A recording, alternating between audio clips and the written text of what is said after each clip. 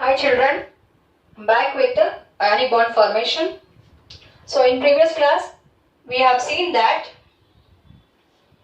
the Clausius-Lewis theory and the nature of elements.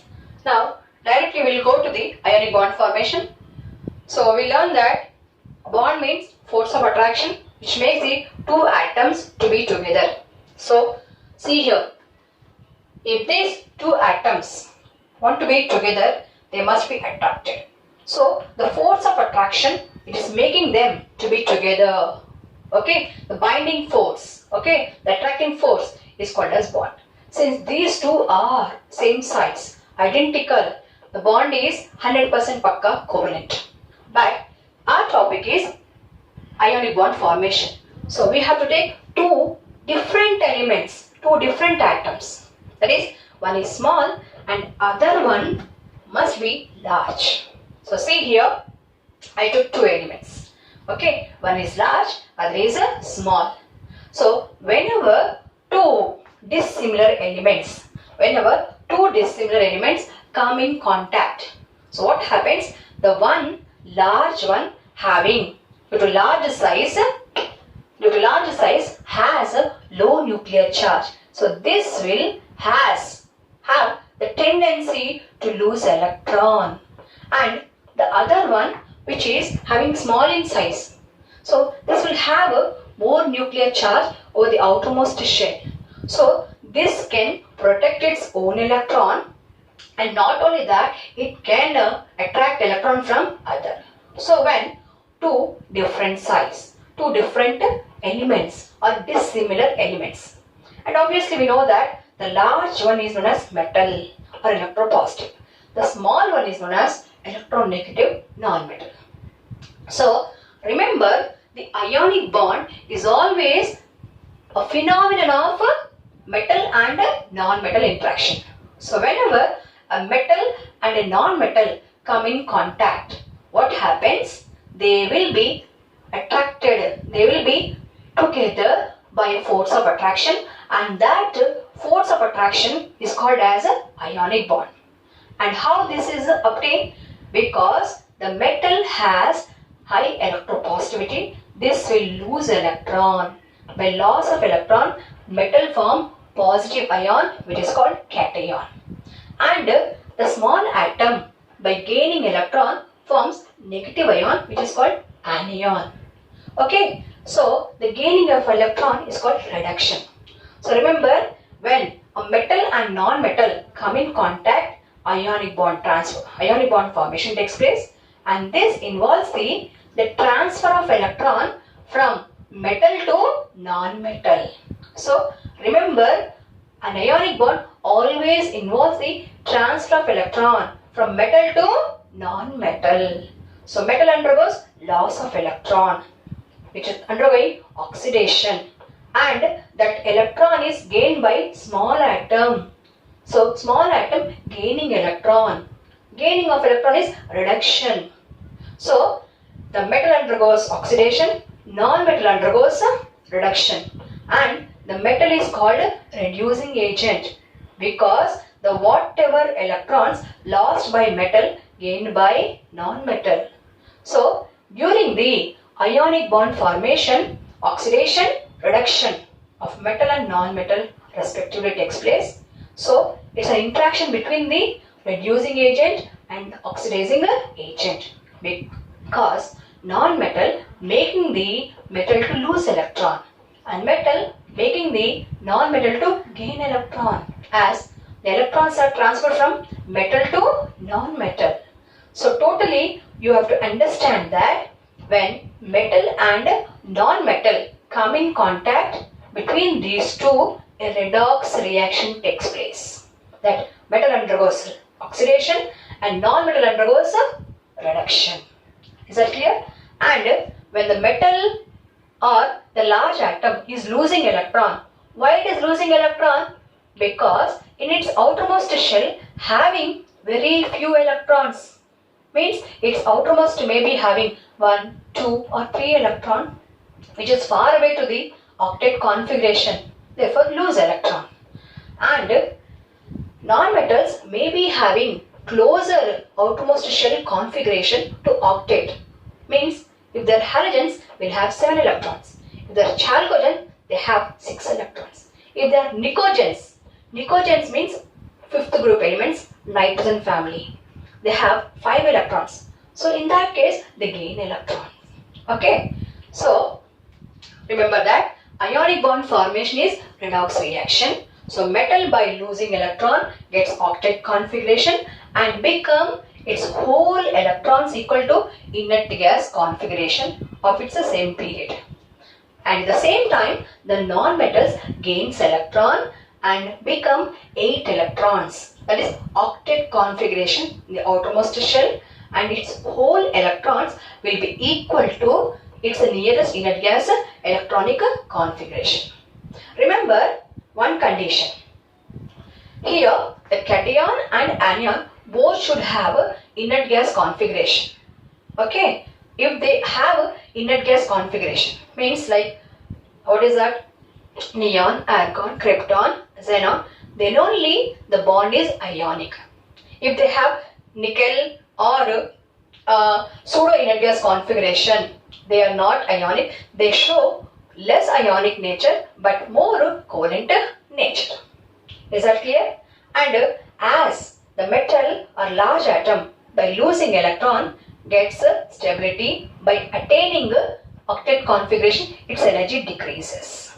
And the non-metal, as it is gaining electron and gets octet configuration, becomes stable, therefore its energy also decreases. So during bond formation, energy is decreased. So whether it is a covalent bond or ionic bond, the bond formation is exothermic in nature. But remember, ionic bond formation is a redox process because metal to non-metal electron transfer takes place. Now here on the board I have written all the favorable conditions also. So see here. First of all, ionic bond. What is ionic bond? The force of attraction between the two oppositely charged ions. You know that one is positive ion, cation. Next is negative ion, anion. Okay, it is ionic bond. For example, I gave that here NaCl is an ionic compound. So the binding force, the force of attraction between the sodium cation and chloride anion is ionic bond. Since both are having 1 unit charge, their electrovalency is 1, monovalent. Second example, magnesium oxide, MgO, Mg plus 2, O minus 2. Mg cation and oxygen is anion. Between them, a force of attraction is called ionic bond or electrostatic bond. And since both are having 2 units of charge, divalent. And next, third example, where AlF3 around the aluminium, which is plus 3 charge, 3 fluoride ions I kept because fluorine is of a 7th group. It required only 1 electron to get an octet. So fluorine, chlorine, bromine, iodine form -1 charge. And aluminium is 3rd group element. So it is having 3 electrons in its outermost shell. So therefore it can lose. It is having 3 electrons. Therefore it required 5 electrons to get octet. So getting 5 electrons is difficult. Therefore the aluminium loses 3 electrons. So here see, aluminium charge is +3. So aluminium is trivalent, but fluoride ions are monovalent because the charge present on the ions is their valency. So electrovalency of fluoride is 1. Of fluorine is 1. Electrovalency of aluminium cation is 3. This is what. Next, the conditions, suitable or favorable conditions where ionic bond formation takes place fast, quick. So 2 conditions. As soon as you get cations and anions, they will be attracted. And that attractive force is called an ionic bond. So in what cases cation is formed readily? So first is favorable conditions to form cation. You know that atom must have large size. Larger the size of atom, then less is the nuclear charge. then to remove the outermost electron, energy required is less.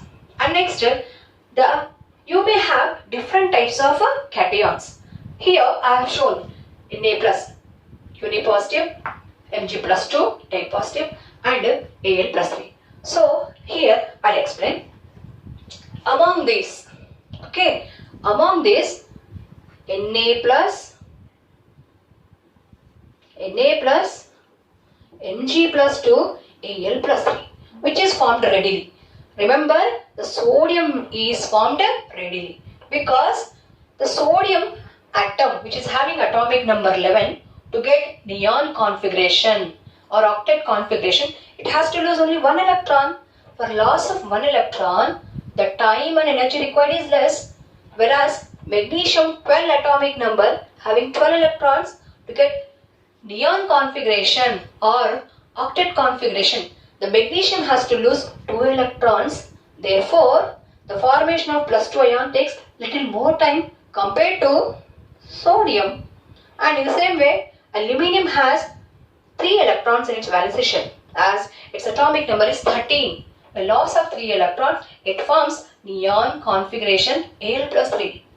So, as the number of electrons involved to lose increases, the time required is more, the energy required is more. So, lesser the charge, formation is readily. And obviously we know that, so among these sodium is formed readily. And we know that in a period, as you move from left to right, you go as what? 1A, 2A and 3A. So, aluminium size is smaller than magnesium.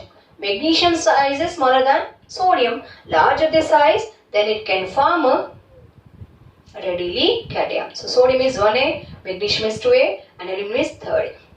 And once again, same thing, low charge on cation. Lesser the charge, readily that electron is lost, depends on valence shell of element.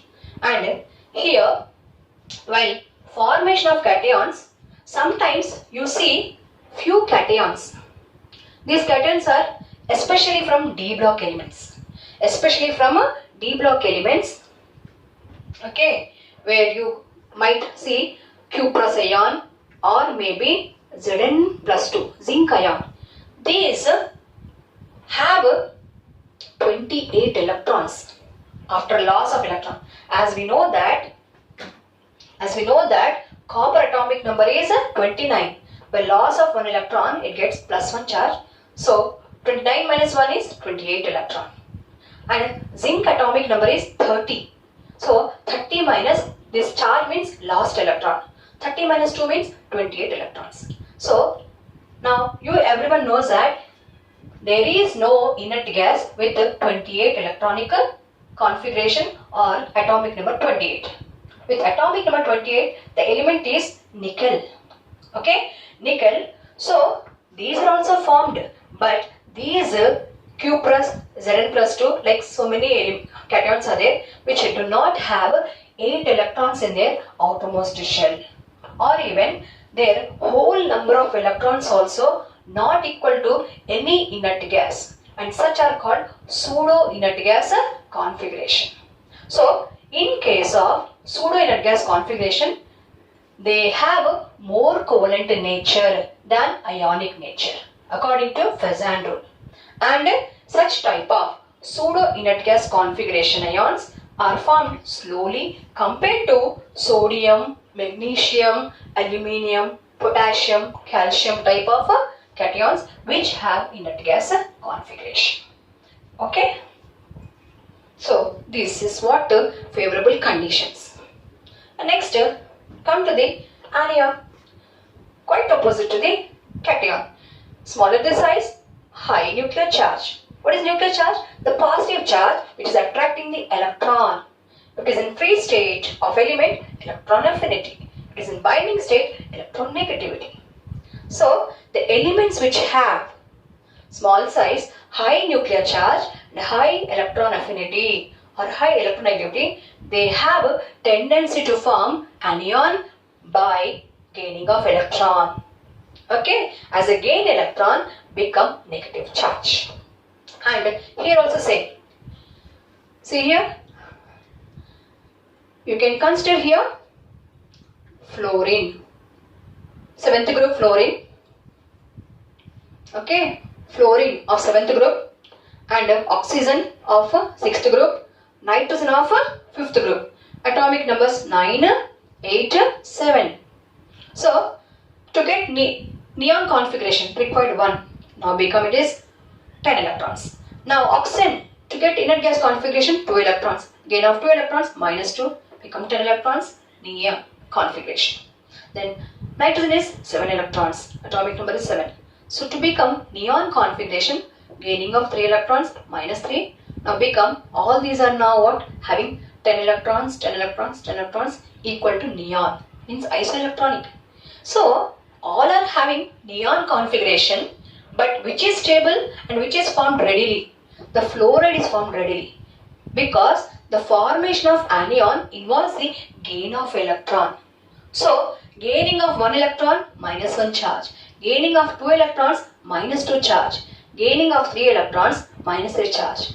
Now just imagine, for a gain of each electron you require some time. So in which case the time required is less. So lesser the time, readily formed. So lesser the charge on the anion, readily formed. So out of this all, the low charge anion minus 1 is formed readily. Next minus 2. Next minus 3. Then of course the anions with once again same inert gas configuration are more ionic in nature and readily formed compared to pseudo inert gas configuration. And one more thing, I told that ionic bond formation takes transfer of electrons from metal to non-metal or large atom to small atom. For this I will show you one example.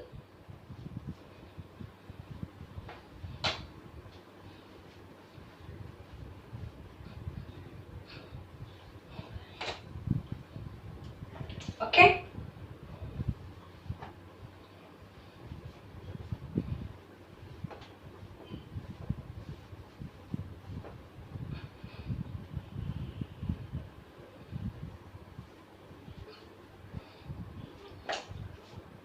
So we'll take example.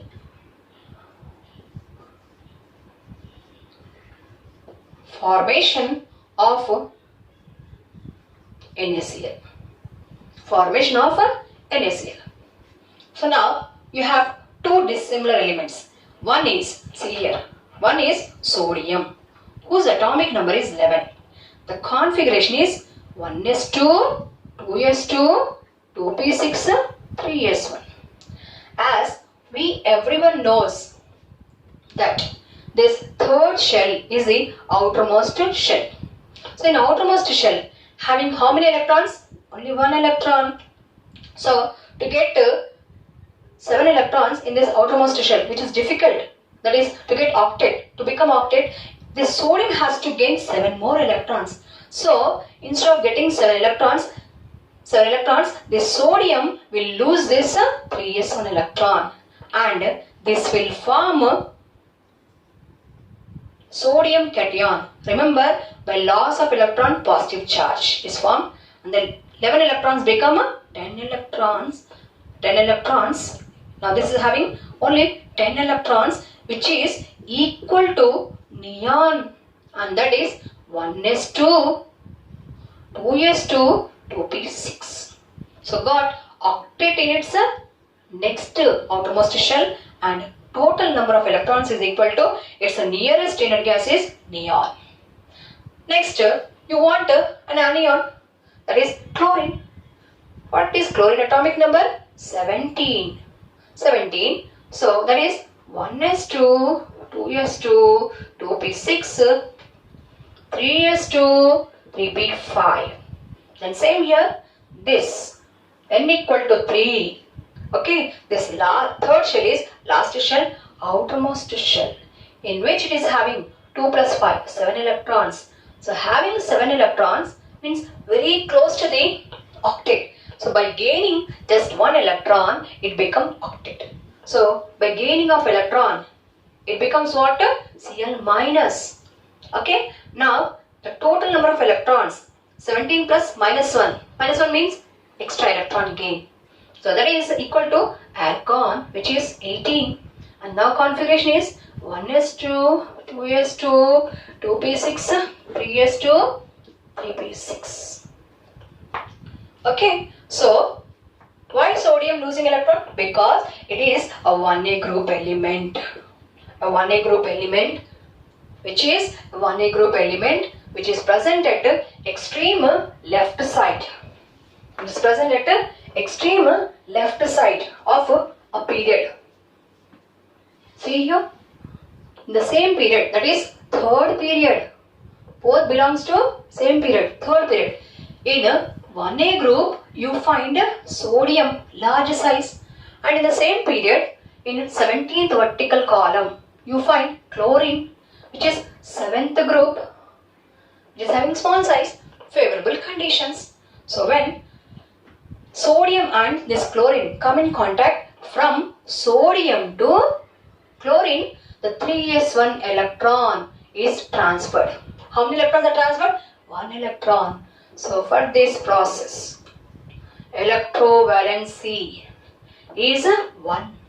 Sodium loses 1 electron, and okay, this 3s1 electron is transferred from sodium to chlorine. And where it is present now? Actually chlorine is having 3s2, 3p5. Then 1 extra electron, where from? It is from sodium.